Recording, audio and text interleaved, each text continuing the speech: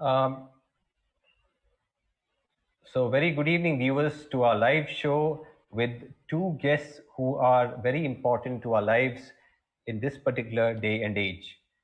Uh, I'm with uh, I'm with Harold Souza from the United States in Ohio, and he's the founder director of Eyes Open International. Now, that's an NGO that deals with human trafficking and helping people combat that trafficking. Now, why has he started that? Well, everybody knows his story, so I don't want to go into in detail, but he was a survivor himself of human trafficking. In the course of this conversation, we will cover a little bit about that. Along with him on my show today is Hriday Raval, and he is the India director of Eyes Open International, the same organization that Harold heads from the US. They have branches in India and Canada.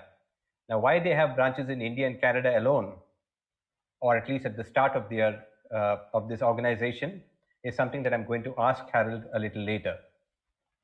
But let me just give you a brief of what's happening. When I was speaking to Harold, he had visited our News Karnataka studio a little while, maybe 6 to 8 months ago when he was in India. And we had a long conversation. We have had subsequent conversations on Zoom after the pandemic started also. And it was at that time that he told me his story. And his story was one of something that brought tears to my eyes. In fact, he and his wife went to the United States on a legitimate visa with a legitimate job. And when they landed there, I understand that they found themselves in the soup, literally speaking. They had to work in a restaurant and work 12 to 15 hours a day, and there was no way out because everything was handled by the person who took them there, who was so-called trafficker. Now, it took him, I think, around 3 years to 17 months, I believe, to escape from that trafficker, and then another 3 years and another 7 years after that to actually get completely free from this whole system. He's now an independent citizen of America, as is his family and his two lovely sons, who are doing extremely well from what I can see on Facebook, Harold. And so it's a story that's worth listening to because you can learn a lot from it. But he has not left that story there. He has actually moved on with that story and is trying to help people who are caught in a similar situation that he is in. And that's the beauty of it. So he has started this organization called Eyes Open International, of which Mr. Hriday Raval is the India director. We'll talk to him a little later. And he's also a member of the Advisory Council of the Trump administration on human trafficking. Now, this advisory council has recently brought out a report called the Human Trafficking Report of 2020. And I will talk to Harold about that as the conversation flows. But let me first introduce Hriday also. Now, Hriday is the regional director of India Eyes Open International, and that's why, you know, the title of this show basically is Keep Your Eyes Open. I called it that because it's very important that when you travel, you keep your eyes open. Now, you might travel to places that you think are your dream destinations, and you might travel with completely legitimate papers. But what happens thereafter, sometimes you may never know. So do keep your eyes open, and that's why we have this show tonight. Now, Hriday Raval has worked in security and cybersecurity with banks and other organizations before joining Eyes Open International in February 2020. He's pursued his Bachelor's of Engineering in Information Technology and Master's of Science in Homeland Security and Anti-Terrorism. Now, that's a very unusual course to pursue, and was the only kind of course in the entire Asia, and he was the topper of this first batch. That's very interesting to know. Hriday is also the director of Data DevTech Private Limited, which is recruiting and inserting the futuristic encryption into everything possible to secure personal data in. Now, data, as you know, is data privacy is something, it's the biggest thing in the world today. Now, even as we speak on Zoom for this show, our data is being transmitted and it has to be private. And there were concerns earlier, but now those concerns have been addressed. I think Hriday knows much more about it than I do. He's also the co-founder and chief operating officer of Bharat Media LLC, where he comprehensively offers professionally produced, credible news as well as high-quality entertainment and music from and about India and South Asia, close to 50,000 Indian American families via his online radio station Bharat FM. But today, he is here in the capacity of being the regional director of Eyes Open International. So I just want to start this show by talking to Hriday first. I just wanted to know from Hriday, you met this charismatic gentleman, Harold. Where did you meet him? How did you meet him? And why did you join Eyes Open International? Sir, I have pursued my master's in Homeland Security and Anti-Terrorism. So I have been searching for some kinds of people in security fields, in human trafficking fields on LinkedIn and Facebook. So I got connected to Harold sir on Facebook. So last year in 2019, Harold sir visited to India to promote Eyes Open International, to talk about human trafficking in India, to save the victims in India, for the prevention of human trafficking.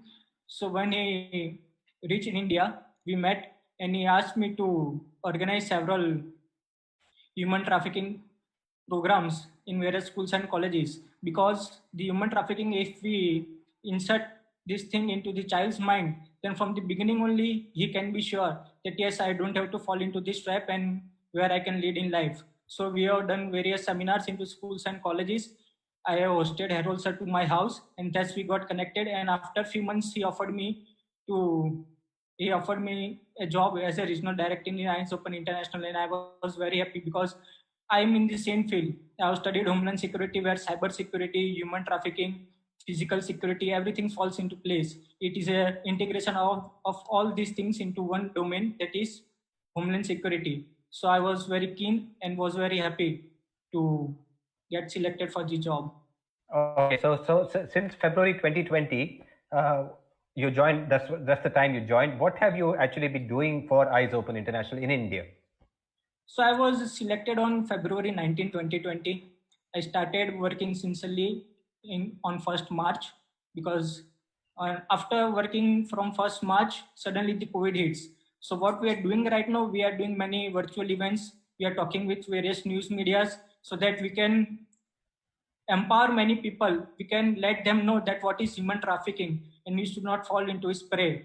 So we have organized many physical events, but due to the COVID, we are restricted to virtual events only. We are also participating in various seminars and talks. We have collaborated with many NGOs. So what's UI? UI is combating human trafficking through empowerment and education. So when a victim calls us that yes, I got stuck there, so what we have to do? So we can either reach to the NGOs who are doing ground level operations and investigations, or we can call the police. So we have collaborated with many NGOs. I won't take name because we don't sign it on paper right now. So we have collaborated with many NGOs who have shelters also. So after the protection of the victims, after the rescuing of victims, we accommodate the victims into the shelters homes. And as a UI policy, we look after the victims for nearly 5 years, as they don't get re-victimized again, because that's the main thing. If we rescue victims, it's fine, but we have to look after it, because there are many cases where the victims are re-victimized. So working in that way. Also, we are planning. Yes, sir. No, but when you're saying victims, I understand from what I spoke to Harold earlier, is that once the person goes to the United States or to any other country and they get stuck there, then they become victims. But what happens in India? I mean, how is it that that's related to India? So I have talked about the victims relating to India only. So when they move to United States, of course, Harold sir is there to take the case under his control. But if a victim is in India, so India is a transit country, India is a source country, and India is also a destination country. If a person has to, there are many victims or trafficked from Nepal to UAE. So from Nepal, the person or the victim has been sent to India. From Delhi, he goes to UAE. So India is a transit country. There are many people from India who are being victimized in UAE, USA, and many other places. So India is a source country. And there are many people who have been trafficked from Nepal, Bangladesh, Pakistan, and many more places to India. So India is a destination country. Okay, so I thought the conversation was mainly about USA, but it's much wider than that. Trafficking is much wider than that. So that's what we are all looking at. Now, let me just go back to Harold. Harold, just briefly tell us your story. I mean, I told it to the viewers, but coming from your mouth, I think it's like from the horse's mouth. The actual story, I think, should be heard by our viewers. Yeah, but first, I would say namaste to everybody, to my friends in India, and it's good morning in the US. First and foremost, I would like to thank Brian Fernandes for creating this awareness towards the media, because it's pretty powerful from this particular source. And to share in brief about my journey is that I came on four things. I always tell: I came on a trust, I came on a faith, I came on a promise, and I came to live my American dream. And why people educated like me, or a boy or a girl, can become a victim of human trafficking, labor trafficking, or sex trafficking, even from India. Number one is that, we have to understand our culture. We have to respect our culture.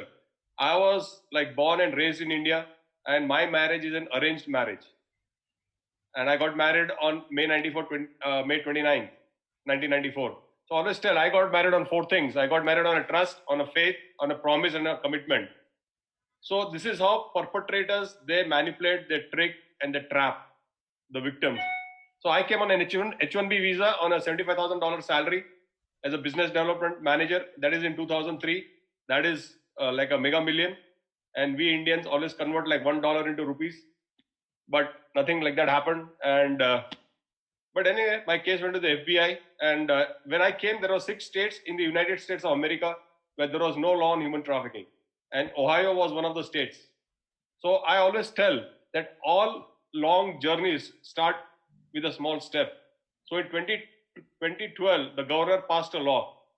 I had to fight tooth and nail from post to pillar. But I think everything is possible. Never ever underestimate the power of a common man or a survivor. So you can change. You cannot wait for the outside government to come and change the things. But if there is something to be needed, you and I can do it. And that is what we are trying to do globally. And I always tell that what your mind can conceive and believe, you can achieve. Okay. Thank you. Yeah. Coming back to that first question that I was trying to raise was, why India and Canada did you open these two offices, Canada and India, of Eyes Open International? Yeah, that's a good question. See, I have plans of opening in 50 countries by December 2021. Mm-hmm. And I have already shortlisted candidates in Pakistan, Nepal, Mexico, and other countries. But only my personal perception or values are that I appoint a person once I meet him and I go to that country.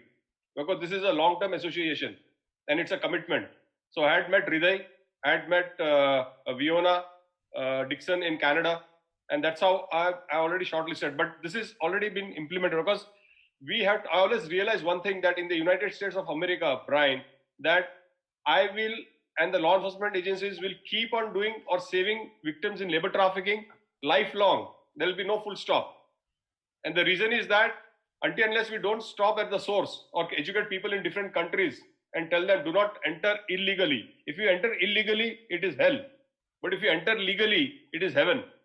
So, and many people pay the agent, and many people are not aware. People are burnt. I met yesterday, I was in Columbus yesterday. So there are so many horrific stories.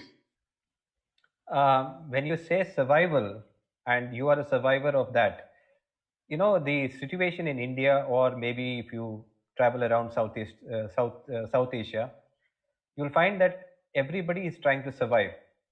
And if they find that there's a place that is going to give them something more than what they can get in their own place, they will do anything to go there. What happens subsequently is a different situation. So there are two sides to the survival story. You try to find it, you find it difficult to survive in your own country, therefore you go somewhere else. And when you go somewhere else, it's a more horrific story. I think you have gone through that experience yourself, Harold. Maybe you need not have to survive here, but there are many people who actually go to the Gulf and maybe even to the United States or any other country just to survive. And then once they reach there, as you know, the story sometimes is different. What do you have to say on that side of the survival story? I met a lot of people in Dubai also. I met a lot of people here, victims or survivors, who pay the agent and they come through the border. That I recommend not to come. It is not worth it. And that's why many people are not aware. They think they're manipulated, tricked, and trapped out there. If you reach there, once you reach there, you'll make money, or dollars will fall, or dirhams will fall. But that doesn't happen. I'll give a classic example. I was in Dubai in January 2020 at a big event as a speaker at the expo. I was doing we are doing a presentation. There are philanthropists from all over the world, and there's a sheikh coming from Abu Dhabi by a chopper at that event, at that thing. And I used to go to the restroom, the men's restroom, and in the men's restroom, they got so much lavish service over there that there was a guy who was helping us, for all those things, maybe with the napkin and all.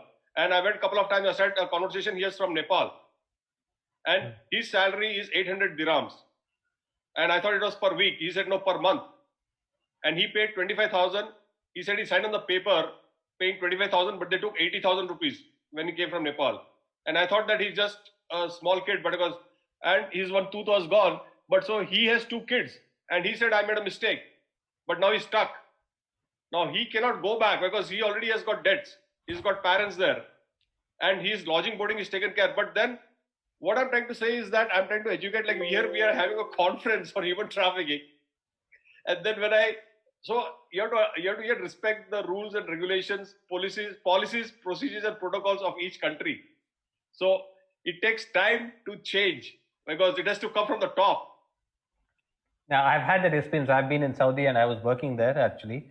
And Okay. I've seen such cases. So it's not new to me. But as I said, sometimes they think that the dream is better than the reality at home. Right. But when the dream changes its color, once they wake up, then it becomes an issue. Let me just get back to Hriday a little bit on the advisory report. This advisory report 2020, I think Harold is a member of the task force and the advisory committee, and which has prepared the report. But I'll come back to Harold later. Hriday, how does it? What are the specific aspects that reflect on India, or for that matter, South Asia? Okay, so if I talk about India, so India is included in the Tier 2. So what does it means? So India is making a significant efforts to combat human trafficking, but it does not meet the particular standards set by the United States of America. So there is Department of State, Department of Justice, there is President's Interagency Task Force. In President Interagency Task Force, there are 10 to 12 agencies. So all of them work on the human trafficking. They set some measures and they collect the data from various governments and they compile them and then make sure that this country will be fall into Tier 1, Tier 2 and Tier 3. So India is under Tier 2. Previously also India is under Tier 2 and now again India is under Tier 1. So there are many positive sides and there are many negative signs of it. So in 2019 and 2020, there was a case. There was a shelter home, which is a government funded in Bihar and where human trafficking takes place. 3 state officials and 1 influencer legislator was involved in this case. There were total 19 accused. Out of them, 12 accused were being sentenced to life imprisonment. So this was a major case being held by India and a justice has been done. So India is under Tier 2. Also, if you see to the cases where victims are being charged for human trafficking, not the perpetrator. For the first time in history, Madras High Court has reversed the judgment for the victims and made the perpetrator accused. So for these reasons, India is under Tier 2. And there are also negative impacts, like there are many cases in India for human trafficking. But for all these cases, proper prevention measures and policies are not being taken care of. So also India set up and guided NIA, National Investigation Agency, to seek into the interstate and transnational human trafficking cases. Also, India set up anti-human trafficking units for all the states and is been into the procedure of signing legislation for giving proper funding and proper power to these human trafficking units so that the cases gets solved. Okay, but how is all this? How do you find out who is being trafficked, where they are being trafficked to? What's the sources of information that you have so that you can help them out? So if we talk about the United States of America, so there is a culture in India. There is people's perspective that if we go to United States of America, then we will be rich. Also from the past, there are many people who have went to USA, and there are many people stuck in India who are their families. Half of them families are in United States. So I will talk about one case. There was a man who went to United States of America hiding in the container in the ship. He got caught by the custom agents over there and he was sent back. He literally survived that. Again, he went to the same path with his family, thinking that if we live, then we will live all together, and if we die, then we will die all together. So people has this kind of perspective in India. Also, there are many agents who fool the citizens of India by telling them offering job on the web portal. So if you land there, the same case of Harold sir. Harold sir was given a proper job offer of $75,000 a year. So there are many cases like that. So people get fooled. Also, people are deliberately going to wishing to go to United States of America by the improper means. They go to Brazil.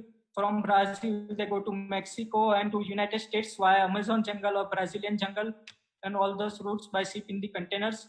So it's not only the agents who are fooling the citizens, but also there are citizens who wish to go to illegally to United States, and we are there to tell them that if you go illegally over there, then what are the consequences? What situations have you have to face there, so that they drop this mind of going to US illegally. But is there a place where citizens can check whether this is legitimate, not legitimate? Like for instance, let me say I want to get out of Mangalore and I want to maybe go to the United States and get a job. So I start applying and I get a job, and then they tell me you contact this agent and he will help you out. At that point of time, is there a place where I can check out whether this agent is legitimate, whether this job is legitimate, whether this place is legitimate? Is there something, a website, is there something that is genuinely good so that I could look at it and take a view? So Google is the best source. From Google, you can find out if the organization from where you have been offered the job is listed or not. If the organization is registered, if registered, yes, then you can go to their Facebook, LinkedIn, and all their places. There are many, what you can say, there are many apps where recruiting apps like Naukri.com, and there where they give reviews to the company that yes, this company is legitimate. There are many reviews of the employees working over there. You can search all of these things and you can then decide that whether you have to go to there or not. Also, there are many cases where the company is legitimate, but still people have to face the human trafficking issue. Okay. And Harold, you were a member of this advisory committee that formed this report, that brought out this report, Advisory Committee 2020 report. What are the main features of this recommendations of this report? Basically, let us just focus on the Indian audience. Yeah, so this is the 2020 report, the fourth report we submitted. And this report is pretty, I would say, powerful because they are appointed the survivors. Firstly, it was started by President Barack Obama, and I was reappointed by President Trump. But the report is mostly focused on whatever we view are the challenges faced at the grassroots level. And basically, like in the United States of America, so we have focused. One is that mainly on labor trafficking and debt bondage, because in the United States of America and globally, people are only focused on human sex trafficking. Labor trafficking is suppressed. Does not carry much weightage because I don't know, there's no more focus. And there is no methodology until today to identify that we have so many victims of labor trafficking. I would very genuinely say that we don't have any methodology. So that is one that is on focused on labor trafficking. Is that then how are we going to correct or give status to people who are undocumented? They are called illegal. So we are working on this report. We are given recommendations that to give CP, that is continued present status. It's not a visa, which the law enforcement agencies can provide to the individual undocumented person.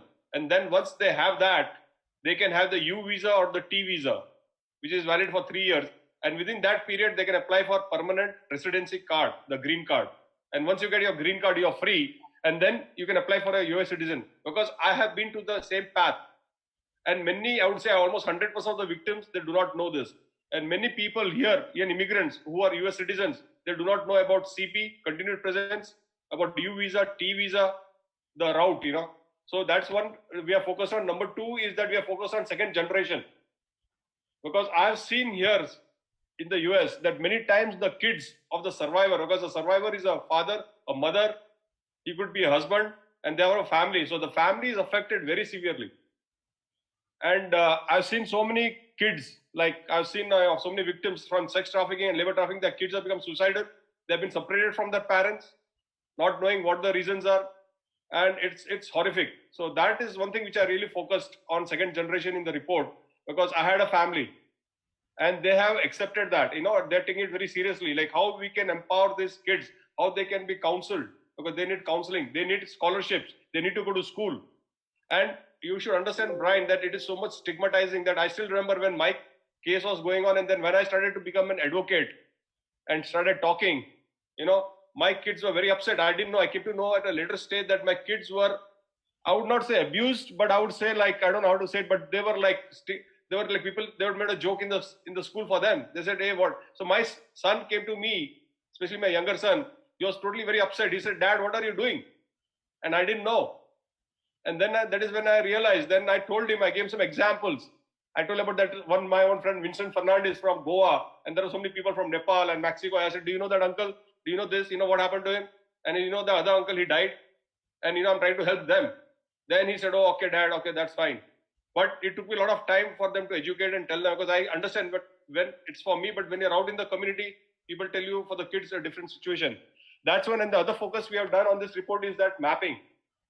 We always say that, okay, even in the United States of America, we saved, like, say, example, 1,000 victims in, say, 2019.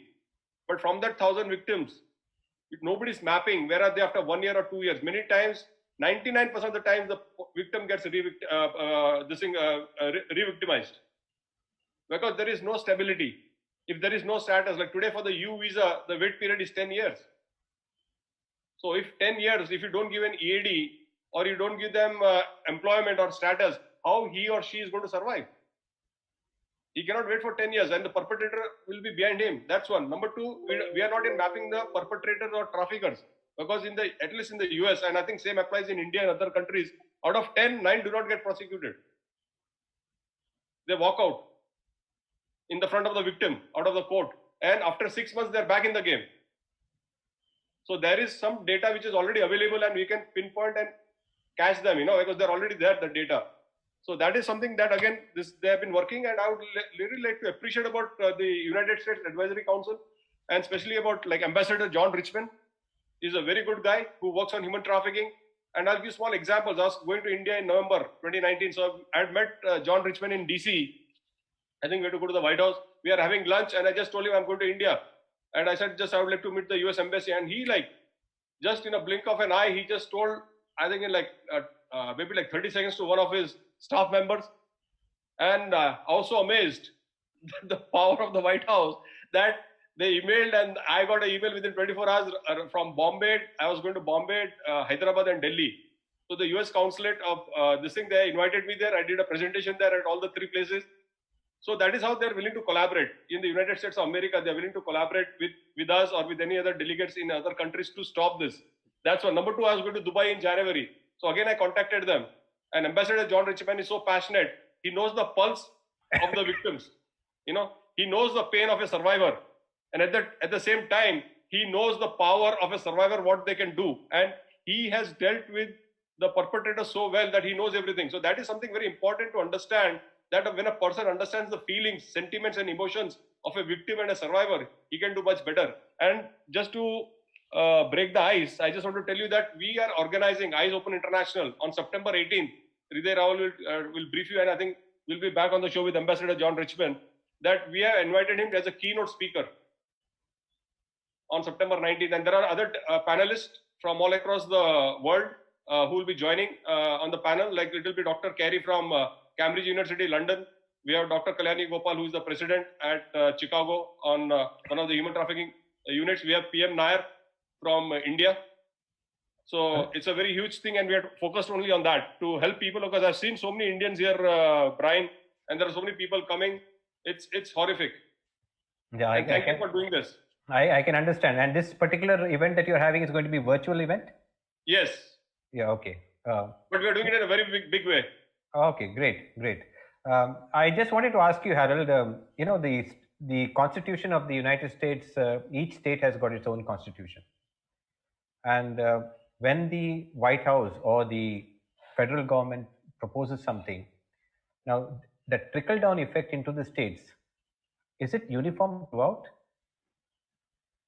I would say in most of the states, yes, but like in Ohio, they have been very proactive. Like the governor, and they have been so much engaged with me in Ohio that I do a lot of presentations. I have been training the Ohio State Highway Patrol. The governor has taken the decision to train each and everyone on human trafficking, so that the victims do not get prosecuted. And there is such a huge shift to combat human trafficking in Ohio and many other states also. But I want to give a small example of Ohio, where I'm working with the Attorney General's office and at the governor's office and other NGOs. I was just yesterday in Columbus with one of the survivors, a lady who came in November 1998 as a domestic servitude. I met her here, but her salary, we are talking, but I just want to cut the long story short, she was paid 2,000. But I came to know after 8 months talking to her when a couple of years back that it was 2,000 rupees, not dollars. And now like she has not been to India, she's not seen her kid for the last 23 years. And she's struggling. People manipulated her, tricked her and trapped her. So she went into the wrong directions. So when any law enforcement agency opens a case, it looks like, oh, she's wrong. But she's not wrong. She is uneducated. She doesn't know anything. She didn't know the culture. She cannot speak English. She speaks Konkani. And I thought for 8 months that she's a Punjabi. And then somebody told me, Harish, that she's from your same town and she knows Konkani. And then I said, oh, really? And then I started talking to her. And yesterday I took her to Columbus. And we were there. So we are trying to work out a case or create a law in Ohio, Brian, where we can expunge the felonies on human labor trafficking. So there is a law in place in sex trafficking, but not in labor trafficking. So I'm working on that. So even people who have come undocumented and who have been really innocent, they're good human beings, no felonies. And they have been genuinely trapped, manipulated and abused, or where there is force, fraud and coercion, where we can expunge and give them a status. And we are already working on that project, and already we have started a report, a form like Freedom Survey report. So I'm trying to collect all the data and submit it to at the governor's office, where we can get all the information. Like these are all the informations. So it does two things. Number one, we can collect data of people who are victims of human trafficking. Okay, there is no particular methodology. And number two, then we can identify how we can pass a law to help these genuine victims, instead of just doing one case at a time. So then we can make some amendments, take the guidance of the governor's office, the attorney general's office, Department of Homeland Security, the ICE, the NGOs, and do collectively and make a decision. Thank you. Yeah, there's one slightly controversial question I'd like to ask you, if you don't mind. There is a lot of talk in the media, and I'm part of the media, so naturally I read it all, which says that the new immigration system will be points based and it's going to revamp the entire system. Now, there are two things that could happen. One is the people who fall into that system can benefit from that, but those who don't fall into it, they will have a difficult time. That is number one. Number two, it's not going to stop people from actually traveling to the United States in different ways, because they always want to live the American dream. So with this system in place, is it going to increase your problem or decrease your problem? I think with the COVID-19, the pandemic, which was unexpected, like, we have to respect Mother Nature. Things have really gone hayward, and it's not even for the government officials or even for the lay public. Like businesses are like, nobody anticipated this. This is something out of the blue, like nobody knew this. So I actually, honestly, like I'm not into politics. So we are basically into policies. But yeah, I'm getting so many calls every day. Yeah, I understand that. And so people are still excited to come. I don't say that America is bad or Canada is bad or any other country, but especially America, if you come legally and if you do that, it is good. But if you're trying to come undocumented, it is not worth it. So, but the immigration things are still changing, because today students are facing a huge challenges. I know, like so many people call me from India and here also, because they said there'll be online course. If you're doing online, then you have to go back to your country. But then there is no assurity whether they can come back. So they're still not, and the laws are changing. First they made that you have to go back. Then they said, no, you can stay here. So they're also trying to figure out, because most of the universities in the United States of America are mostly foreign national students. And the education system is pretty strong and it is pretty powerful in the world. Mm-hmm. So I would not jump to the conclusion, because I think they're still considering how to Integrate. control the situation and how to get a solution, which is like a win-win situation for everyone. Okay, this is addressed to both of you. Please jump in whenever you can. I have put my number on the poster which we shared, and there have been people writing into me, and one of them is one Mr. Paresh. He says he finds common problems with undocumented people, and his common problems which he has identified is, one is the renewal of the passport. That's number one. Just listen to me. The second one is getting a driver's license. Number three, getting a TIN number or SS number to pay tax. And the number four is medical issues. Either one of you can answer them, but I think he's referring to the United States, if I'm not mistaken. So either one of you can answer those questions. These are the common problems he's identified. Yeah, so that TIN is a tax identification number. So many times undocumented people, they don't get, SSN is a must, like the social security number. Every US citizen has a SSN. Like I got an SSN. So many people do not. So that's like a substitute. If you don't have, you can have a TIN number. But the number one is that the Indian passport. I was quite shocked that you cannot renew your passport if you're undocumented or your passport expired, which I was talking to Hriday also. I just spoke to some delegates here in the US, and they said that you have to pay like $5,000. That is, and it gets renewed. But if you go officially or legally to get it renewed, they say no, which came to my knowledge about just 2 weeks back. So we are working on that. Why is that they say it cannot be renewed? Because when you are an Indian citizen, wherever you are, it needs to be renewed, right? Yes, that's what. So I still am trying to. They said that because they are not documented and they are in the US, but still that is wrong. So even if you don't have a status or something happened, your status you lost your status. You came here on a legal status, but something happened and you became whatever crime. But we as an Indian citizen should renew the passports of all the Indian citizens. That should be the birthright. We cannot stop that. So we are investigating on that, which I just came to my knowledge. I was not aware of that. Yeah, he has written. Mr. Paresh has written to me actually. Yeah, but that's true. It's very true. And I was quite amazed because I was shocked that if you go to the US consulate, for example, at say Atlanta, and tell them, they say no, cannot. But then if you give to an agent, pay $5,000, it gets approved from the same Atlanta consulate, Indian consulate. How is that? So you can't have double standards. So there is, and number one, he's an Indian citizen, whoever it is, XYZ, you have to give it.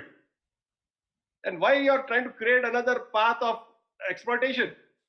So I'm trying to understand the policies of that, which I was there in Columbus yesterday, but I got the details. I'm going to make some calls today on that.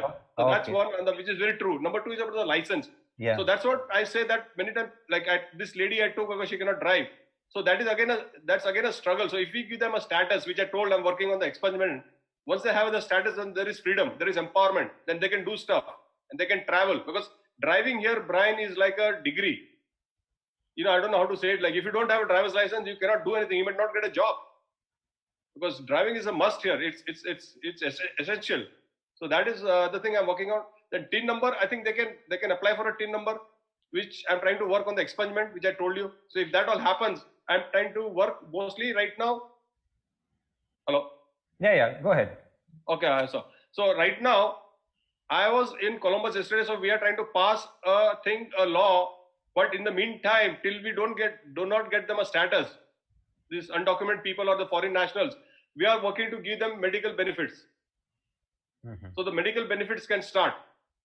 Okay. So they're working and they're pretty flexible, but it takes time, but they're working on it. And I'm very sure that they're going to work and get it done. Like I took this lady yesterday, so they assured her they're going to get her a mediclaim.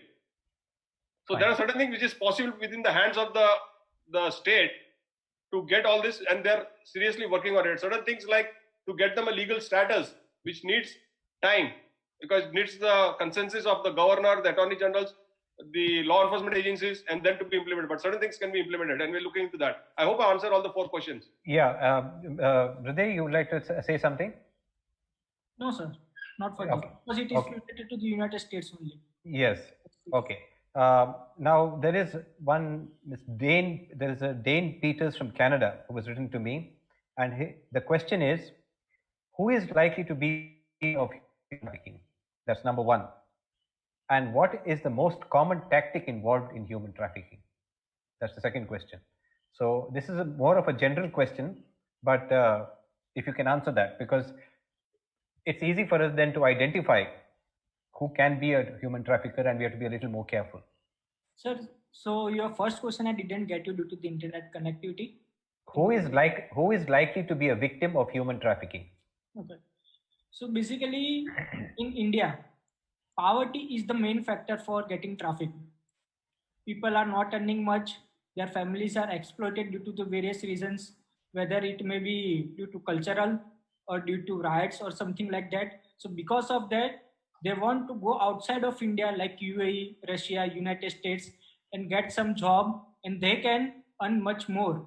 Then they will send their money to their relatives or to their family members here in India, and all of them can live happy life. So that's the thing where people get duped by the agents that yes, we are paying you a hefty salary and we will give you much money and your life will be like a heaven.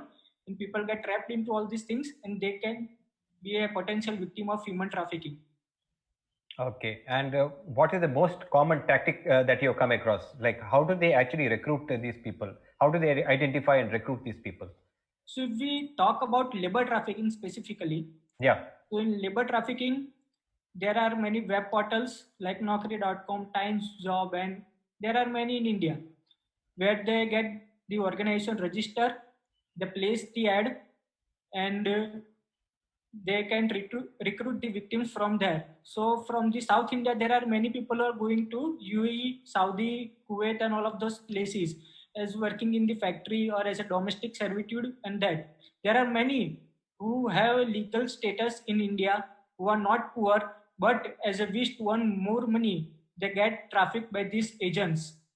All the documents are proper, they get a proper job, but after reaching there, they get trapped into the human trafficking. Okay. Harold, you would like to add something to that? Yeah, I would like to say the first question is that anybody can become a victim of human trafficking, especially I'm talking about the US and Canada, that even if a student is coming on an F1 visa, he or she has become victims of human trafficking. And you will say, how? I just want to give a small example. Like a girl student comes at the age of 22 from India to one of the universities in the US, and then she gets entangled. Somebody says, do a contract marriage. The lawyers tell, can you imagine? The lawyers are promoting this, that you do this. They have a cartel, like, they have a plan, and they catch all these victims. And there are so many people who have committed this crime, and they pay money, $8,000, thinking that they'll get the green card in 6 months or 8 months, and they become a victim of maybe labor trafficking or sex trafficking. That's one. Like F1 visa, people who come on B1, B2 visa, like they tell, their employers or somebody will be saying, come on man, don't worry, you stay here, we'll get your status corrected. And they believe that. I always tell you, come on a B1, B2 visa, go back. Don't stay here.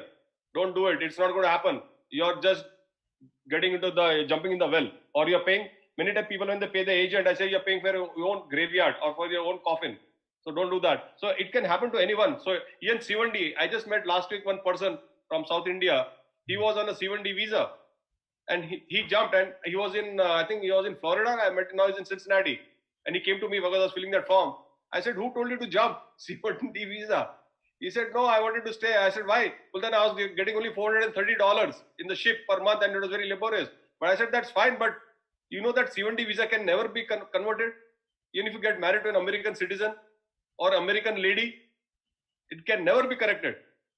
And so he said, I didn't know this. I said, you didn't know, but I said, like he said, can you do something? I said, it's how, like, even if I want to do something, I cannot do because the law is like that. And same way on J1 visa, it cannot be correct. So many times people are not aware of this. So this can happen to any person, like educated person also. Like I came on an H1B visa. I didn't know what was an H1B visa in 2003. I had no clue. So there are certain things, and when you don't have a status, so it can, like, education is very important, and understanding the rules and regulations is very important. Yeah. Actually, with Google now, I think we are in a much better place compared to what you were in 2003. Now with Google, at least you can search for things that you should look into before actually traveling, perhaps. But there's Ganesh from Bangalore. He has written to me saying that human trafficking has been there for many years, and today, with so much of procedure and policies in place by the US government, we need to strike the roots of people and organizations who engage in this inhuman activity. Now, what are the steps being taken to eradicate the same? Prevention is better than cure. Please share your thoughts. That's question number one. What are the steps being taken to eradicate this?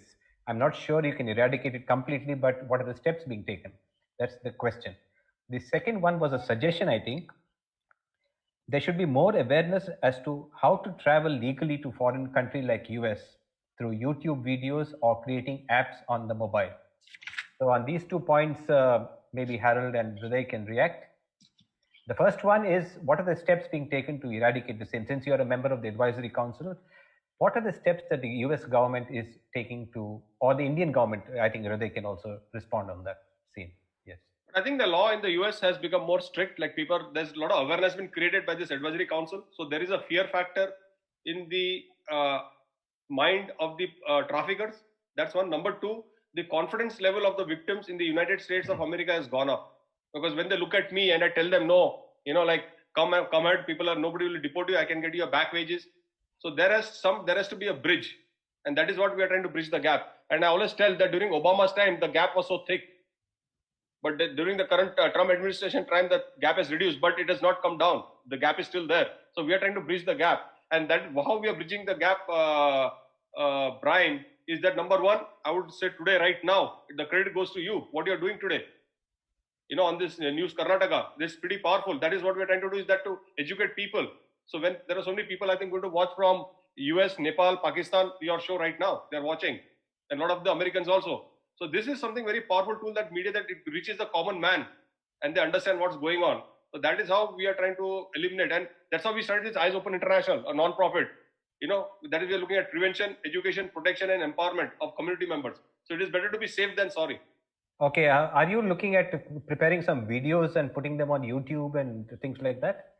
Yes, we have started that, and I think I was talking to somebody in Columbus yesterday, and I did a video. I think Hriday will be putting it today, but we already done. We put it on a Eyes Open International thing on the Facebook page and our page also, in educating people and empowering them, giving them real life stories and showing them the victims. So I have done one yesterday in Columbus, and that is a very valid and strong point from Ganesh. I really appreciate what Ganesh has said, and we would like to even share at this point that you all should go ahead and share that video in your own Facebook page or social media with your own family members, and even tell your family members to save the hotline numbers on your cell phone, because you don't know, like you rightly said, when and where you'll come across to a situation where you think, oh my God, I never expected this. And so you have the resources available. And the best part, like in India, like Hriday is pretty courageous. So if anybody has any problem in India, he has told to contact his cell phone number, because he has all the resources. So at least we have done the beginning. So if anybody has any problem, they can contact Hriday or they can contact Eyes Open International in India. And many people contact me in the US. And Hriday, you would like to add to something to that? Yes, of course. Yeah, please. So like the United States, there is no hotline number here in India. So what sir told, I have given my personal number. So Eyes Open International is working in India to have a hotline number, Bharat Manav Shoshan hotline number in India, so that people can call on that hotline number and can get proper advices and rescue and all of those things. Also, if I talk about India, that what India has taken the steps to eradicate human trafficking. So I have told earlier that India has set up anti-human trafficking units for all the states. If you are in Indian, you know what NIA is. NIA is a very big agency. So India has included NIA into the interstate and transnational organization.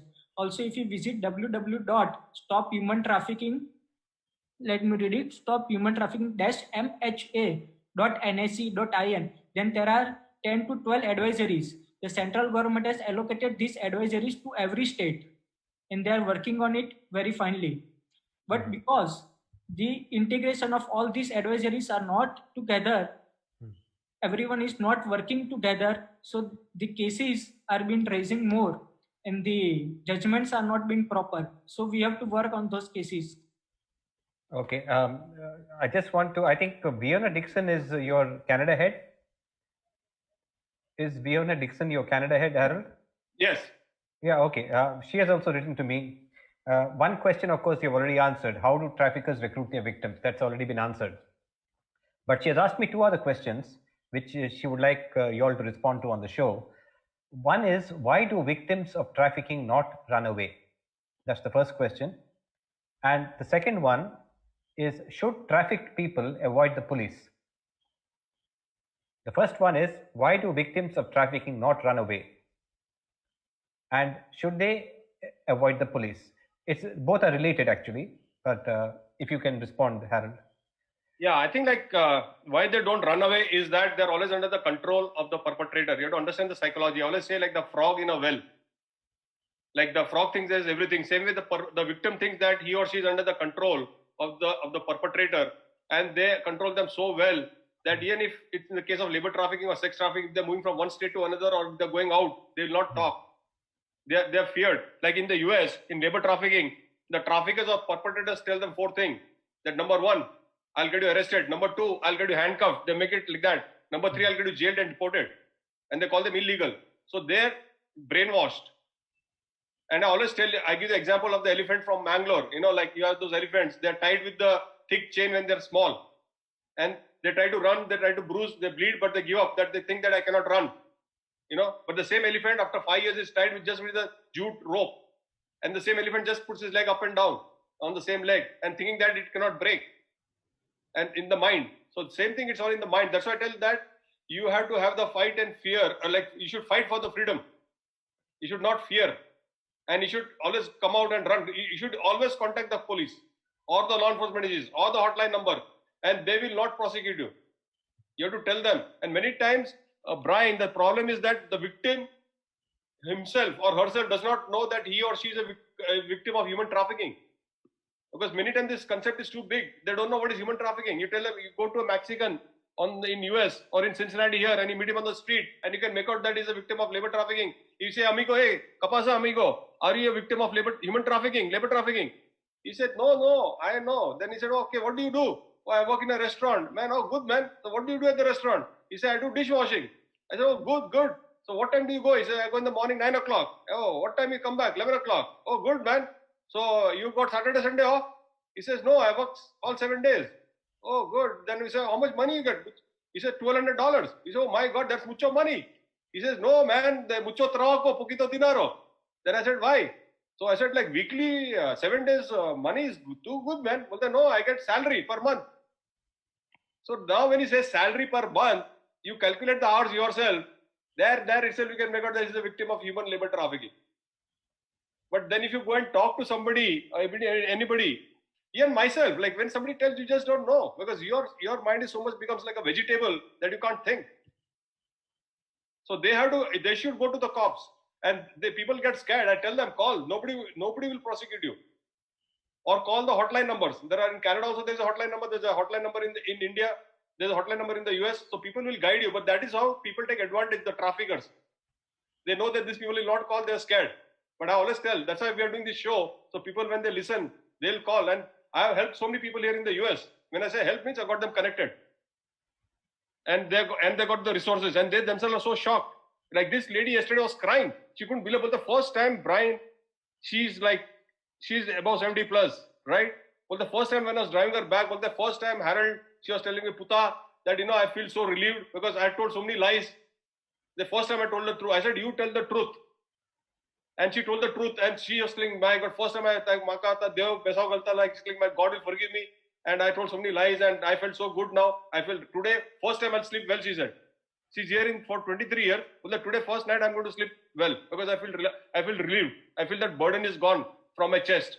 That I've been telling so many lies because I was told by the people or by the lawyers, tell this, you'll get a status. So she applied for a wrong thing, but not knowing anything because she was not educated. But you can understand that guilt, what goes on, because I know it's very difficult. Thank you. Yeah, there's that one question that I just want to come back to about the police. Most people have the fear that if I report that I'm undocumented, that I don't have the proper documentation, I will be taken action against by the police, by the people to whom I complain. I think that is the greatest fear that all of you face in this business. Like, educating people, I have a fear if I don't have the right documents, if I report myself to somebody, then they will take advantage of me. And that is, I think, the greatest fear I think most people have once they come to know that they are in a very tight situation. Hriday, would like to respond on that? Yes, sir, definitely. So basically what happens here is that people are already frightened from the name police or the law enforcement. That if we go to them, we are definitely going to be prosecuted. So you have to take this thing from the people's mind that no, they are very genuine people. There are few people who misguide you and do wrong things, but on basis of those perception, we can't blame the entire law enforcement agency. You are in media and you can see that our police is doing a very good thing. So we have to take this perception from these people mind. Also, there is Eyes Open International and there are many NGOs of human trafficking. You can contact them if you are not getting any proper help from the police. We can connect to the law enforcement agency and get you rescued properly and give you a shelter home and health benefits and all of these things. So this perception is very bad among people. Also, what things happen that many cases are not being registered as human trafficking. They are being registered as a fraud or illegal migration and something like that related to human trafficking, but not particularly as a human trafficking. So the cases about the actual human trafficking does not show up very thick. So that's the also main reason. Okay. Now, there is some compliments for you. There's somebody who has written into me. I don't have the name as such, but somebody has written into me saying that EOI is doing a great job in educating and empowering the vulnerable population while while saving millions of lives. Harold Bai is doing God's work. So may I compliment both of you on that? And as a matter of fact, you are, because in the end, people who are in the situation that Harold was in 2003, they will find it very difficult to have his determination and his courage to come out of the situation. And people like you who give them courage and determination is what is doing actually God's work. Now, I have come to the end of the questions that I have to ask you, and I think we have covered a wide range of topics. But if you'd like to add something, first Hriday and then Harold, we'll wind up the show. But first, Hriday, for your last remarks. So thank you, Brian sir, for hosting this show.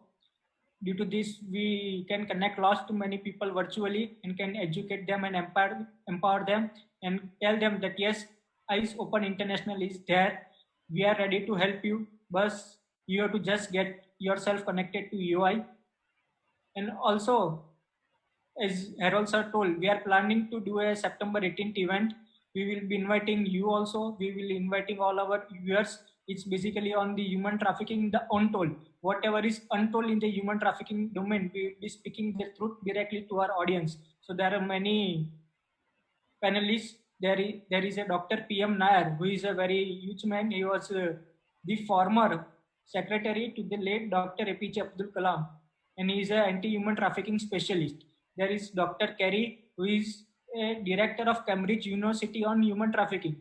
There is Harold sir himself, me, Viona from Canada, and there are many people in our panelists and our speakers who can educate you properly. So please attend to a September 18th event. Thank you. Sure. And Harold, any last remarks? You're on mute. Anyway, yeah. I wanted to say I love you all. Thank you for supporting Eyes Open International. I always tell be happy, be thankful, believe in yourself, and live your life to the fullest. And like what Hriday said, join us on September 18th in India. I think it's in the evening at 6 o'clock or 6:30. He'll confirm that. But Ambassador John Richmond is there. He is the keynote speaker. So he's the person who can change the law, who can understand. So please join that day. Please ask questions, genuine questions, and we would like to change the outcome and bring an end this modern day slavery. So once again, thank you very much, and God bless India and Vande Mataram, because August 15th is coming very soon. Yes. So thank you, Brian, once again. And the independence of each individual in India is very important, and you're doing a great job in trying to preserve that. Thank you very much, Hriday. Thank you very much, Harold, for joining me on the show. And viewers, please, I hope you have had a very enlightening experience. If you have not had, and if you really want to go to the United States and live your American dream or your Canadian dream or whichever dream that you have, please go with your eyes open. Very much.